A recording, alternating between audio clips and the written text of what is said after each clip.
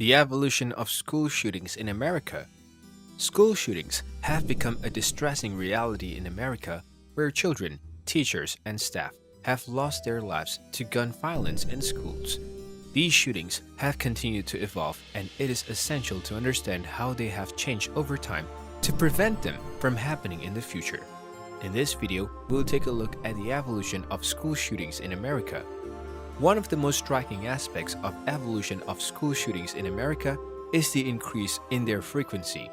According to data from Everytown Research, a gun safety organization, there have been at least 630 shootings at K-12 schools in America since 2013. This means there has been, on average, one shooting per week in American schools for the last 8 years. Furthermore, school shootings are becoming more deadly. In 2018, the Marjory Stoneman Douglas High School shooting in Parkland, Florida, claimed 17 lives, making it one of the deadliest school shootings in American history. However, this record did not last long, as the Santa Fe High School shooting in Texas in May of the same year took 10 lives. The reasons for the increase in school shootings are complex and multifaceted, but it is clear that something needs to be done to address this disturbing trend. Another significant aspect of the evolution of school shootings in America is the changing profile of school shooters. Previously, school shooters were mostly white, male students who had been bullied or had a history of mental illness. However, recent school shootings have been committed by individuals who do not fit this profile.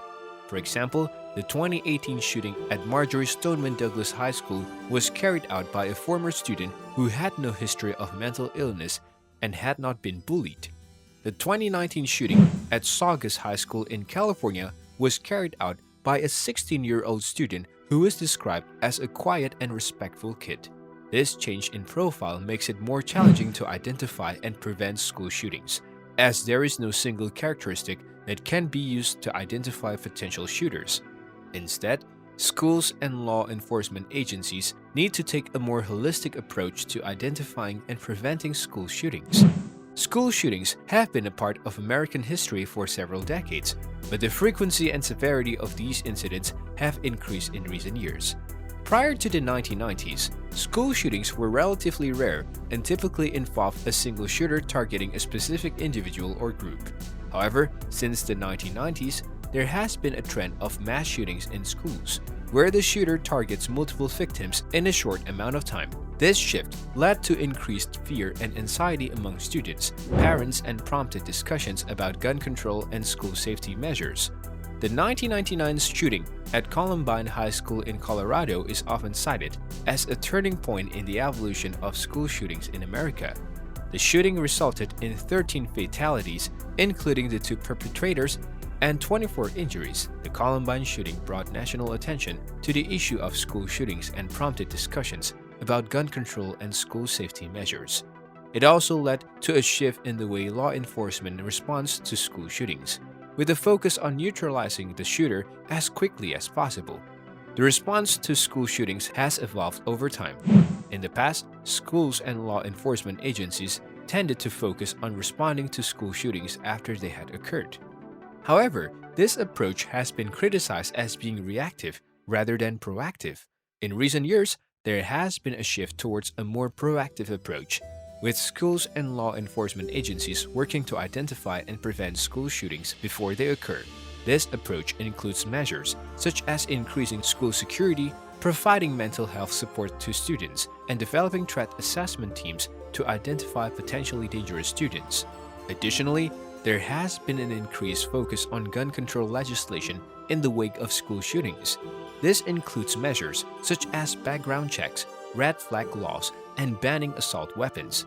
While these measures are controversial, they have been shown to reduce gun violence in other countries, and it is essential to explore all options when it comes to preventing school shootings.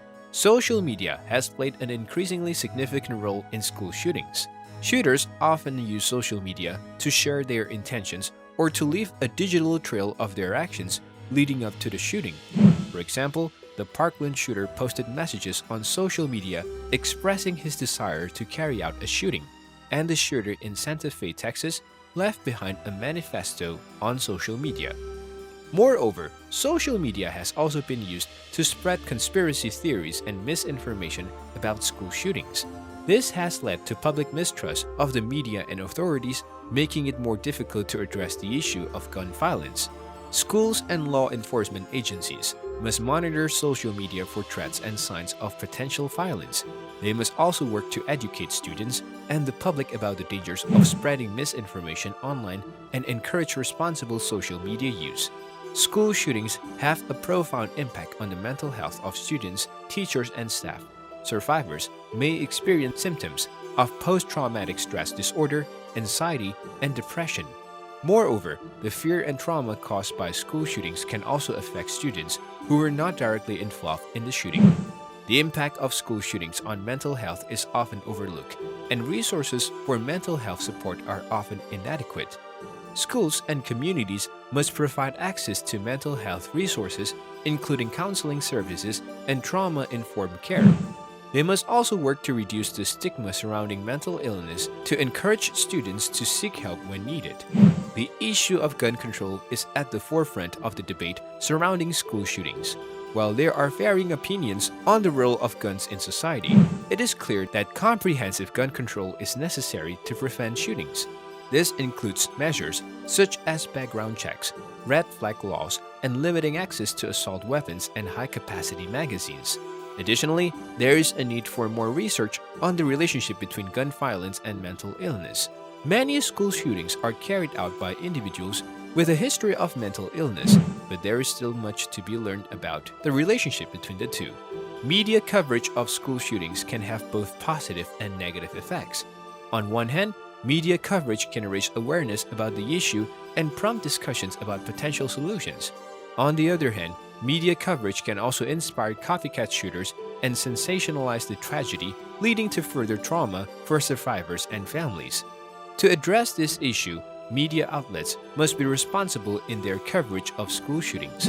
They must prioritize the privacy and dignity of survivors and families, avoid sensationalizing the tragedy, and refrain from reporting on the shooter's identity or motives. In response to school shootings, many schools have implemented various safety measures, such as metal detectors, surveillance cameras, and active shooter drills. While these measures can provide a sense of security for students and staff, they can also have negative consequences, such as increasing anxiety and fear. Schools must strike a balance between providing a safe environment and maintaining a positive and nurturing learning environment. Safety measures should be implemented in a way that does not interfere with learning or cause unnecessary anxiety for students and staff. Preventing school shootings requires the involvement of the entire community. Parents, teachers, students, law enforcement, and community members must work together to identify potential threats and intervene before they escalate into violence. Communities must also work to address the root causes of gun violence, such as poverty, inequality, and lack of access to mental health resources. By working together, communities can create a safer and more supportive environment for students and prevent future tragedies. The COVID-19 pandemic has had a significant impact on school shootings. With the closure of schools and the shift to remote learning, the number of school shootings decreased in 2020. However, with the reopening of schools, there is a concern that the risk of school shootings will increase.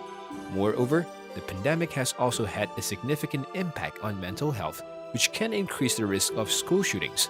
Students may be experiencing increased stress, anxiety, and depression due to the pandemic's social and economic impacts.